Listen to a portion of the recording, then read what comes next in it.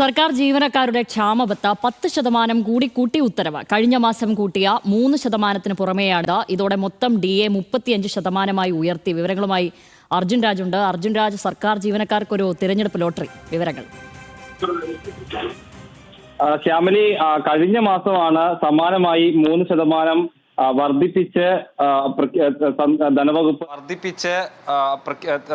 ധനവകുപ്പ് തീരുമാനമെടുത്തത്. അതിന് പിന്നാലെയാണ് ഇപ്പോൾ അത് വീണ്ടും ഉയർത്തിയിട്ടുള്ളത്. ഇപ്പോഴത്തേത് 10% കൂട്ടിയാണ്, ക്ഷാമബത്ത കൂട്ടിയാണ് ധനവകുപ്പിന്റെ ഉത്തരവ് വന്നിട്ടുള്ളത്. തെരഞ്ഞെടുപ്പ് അടുത്തിരിക്കെ ശ്യാമലി പറഞ്ഞതുപോലെ തന്നെ ലോട്ടറിയാണ്. ഏറെ ആശ്വാസകരം നൽകുന്ന തീരുമാനം കൂടിയാണ് സർക്കാരിന്റെ ഭാഗത്തു നിന്ന് ഉണ്ടായതെന്ന് പറയാം. 3% ഫെബ്രുവരിയിൽ കൂട്ടിയതെങ്കിൽ ഇപ്പോഴത് 10% കൂടി കൂട്ടി. അങ്ങനെ ആകെ 35% DA ആണ് സർക്കാർ ജീവനക്കാർക്ക് ലഭിക്കാൻ പോകുന്നത്. അടുത്ത മാസത്തെ ശമ്പളത്തോടൊപ്പമായിരിക്കും ഈ തുക ലഭിക്കുക. പെൻഷൻകാർക്കും സമാനമായിട്ടുള്ള വർധനവാണ് വരുത്തിയിട്ടുള്ളത്. ക്ഷാമാശ്വാസവും അടുത്ത മാസത്തെ ശമ്പളത്തോടൊപ്പം വർദ്ധിപ്പിച്ച ക്ഷാമാശ്വാസം പെൻഷൻകാർക്കും അടുത്ത മാസം തൊട്ട് ലഭിക്കാനുള്ള സാധ്യതയാണ് ഉള്ളത്.